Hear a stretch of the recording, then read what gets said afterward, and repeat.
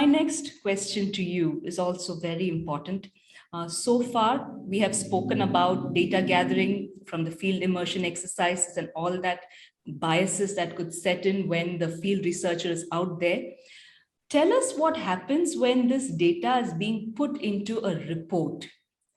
Are there things that can go wrong during that process as well? And what are the dangers of that process going wrong, especially when it is presented as a published paper or a set narrative? Can you please help us understand that? Sure.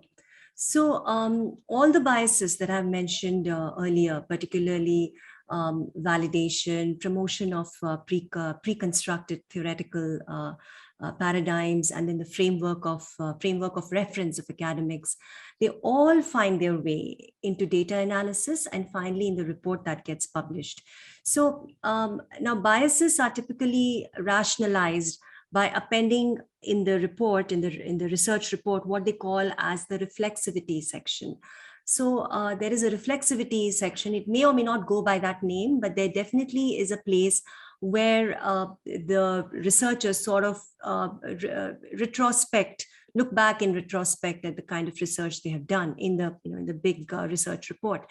Now, what happens is biases are typically rationalized by appending this sort of a reflexivity section. Think of all the biases and all the unethical practices that I have mentioned earlier.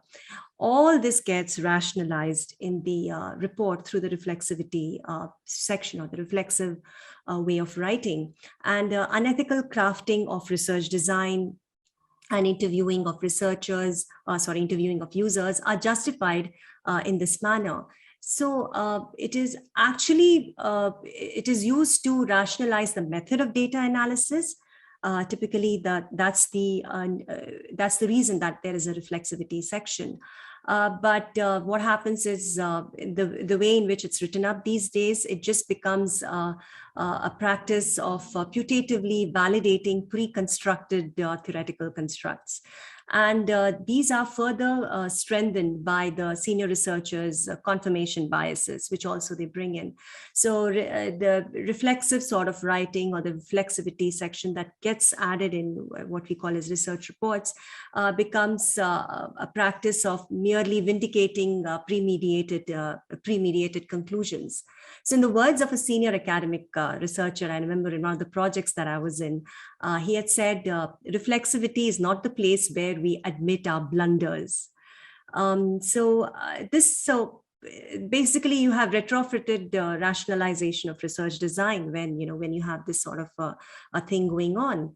The other thing is biases also drive pre-decided codes that are kind of force-fitted into data analysis. So for instance, can you imagine the whole PDS supply in rural area scenario that I had shared with you in my previous example, which was really about trust and information networks in the village economy. Can you imagine how incorrectly it will be transposed into a framework of religious tension? So that's one of the things. So all this has deep ramifications for the context that is studied, which is India.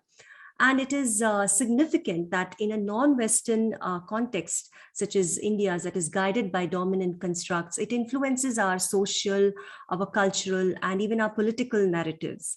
So if we as a nation want to reclaim the credibility of research in the non-Western context, I think a first step is to examine factors that aid in distorting the sort of primary research and thereby the whole academic knowledge repository that gets built up.